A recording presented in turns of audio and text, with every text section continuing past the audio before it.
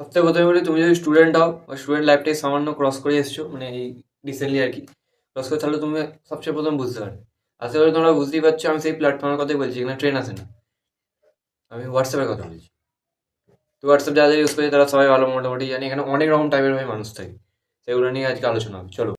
এমন কিছু কিছু মানুষ সবার হোয়াটসঅ্যাপে মোটামুটি থেকে থাকে, যারা বাড়িতে কম হোয়াটসঅ্যাপে বেশি থাকে। সবসময় এদের অনলাইন তুমি দেখতে পেয়ে যাবে, কোনো কাজ নেই অনলাইন আছে। আজকে স্ট্যাটাস দিয়ে যাচ্ছে good morning, good night, good afternoon, চিনি জল, মানে থামছে না, সবসময় চলছে এদের একটা কন্টিনিউয়াস ইন্টারনাল ব্যাপার। ঠিক আছে, উইলিয়াম শেক্সপিয়ার থেকে এরা হয়তো মানে ইন্সপায়ার হয়েছিল, হয়তো হতে পারে।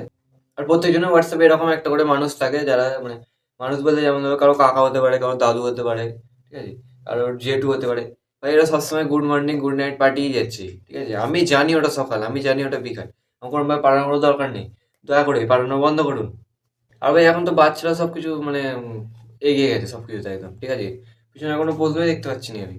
সেদিন তো পরশু দিনে জন্মানো একটা বাচ্চা স্ট্যাটাস দিয়েছিল, আজকে আমার বাবা মার অ্যানিভার্সারি। এটা তো ভাই ব্লগিং এ পুরো এক্সপার্ট।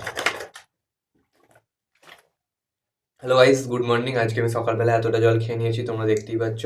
একটু পরে আমি এই জলটা শেষ করে ফেলবো, নাহলে আমার মা কিন্তু মারবে। আর ভাই কিছু কিছু মানুষ থাকে যারা সবসময় চলছে, সবসময়, ঠিক আছে। এরা তো মানে খেয়েছো, মুতেছো, শুয়েছো, হেগেছো, সব কিছু জিজ্ঞেস করছি। আরে ভাই অত যদি চিন্তা থাকে ঘরে গিয়ে ফল মিষ্টি নিয়ে চলে যা। আর ভাই এমন কিছু পাবলিক আছে যারা ভাই রোজের প্রেম করে রোজের ব্রেকআপ হয়, ঠিক আছে। এই মাত্র কিছুক্ষণ আগে 2 মিনিট আগে স্টার্ট দিল, in a relationship with P. তার 5 মিনিট পর গান দিচ্ছে, আজকে পিয়ার বিয়ে হবে, ভাঙবে আমার মন। আরে ভাই এত দুঃখ হাত পা কেটে ফেলছি, ঠিক আছে। এদের যদি এতই দুঃখ তাহলে এরা কাকলি ফার্নিচার চলে যাক, কি আরে আলমারি কিনে আনো, তবু তো গুছিয়ে রাখতে পারবে। মানে পরে দেখাতে পারবে সন্তান, দেখ এই মেয়েটা আমাকে এত দুঃখ দিয়েছিল, এই মেয়েটা আমাকে এই প্রমিস করেছিল। সবার হোয়াটসঅ্যাপে মোটামুটি একটা কমন গ্রুপ এক্সিস্ট করে, ঠিক আছে, যেটা হচ্ছে পড়ার গ্রুপ, ঠিক আছে। যেখানে দাদা যদি লেখে যে কাল বিকালে 5টা থেকে তোমাদের সবাইকে পড়ানো হবে, ঠিক আছে, কারোর কি সময় হবে, ঠিক আছে। তাতে ভাই কারোর রিপ্লাই থাকেনি, ঠিক আছে, কারণ সবাই ফ্রি ফায়ার খেলতে, কেউ মেসেজ করতে ব্যস্ত থাকে, ঠিক আছে। আর যদি লেগে যায় পরশুদিন তোমাদের হোলির জন্য ছুটি দেওয়া হলো, 50 জন যদি গ্রুপে থাকে 52 জন মেসেজ করবে ওকে দাদা।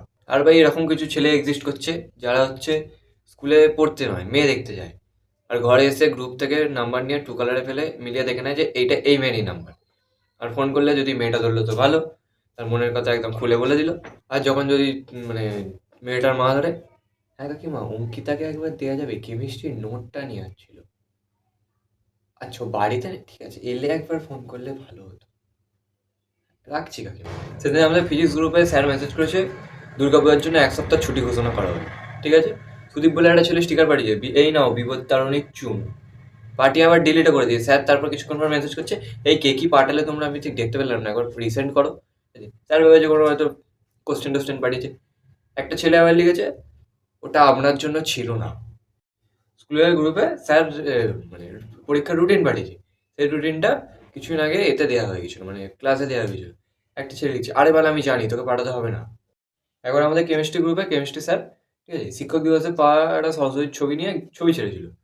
একটা মেয়ে লিখছে, ও কি লাগছে। স্যারও মেসেজ করছে, এই এরকম বলুন আমার লজ্জা লাগে।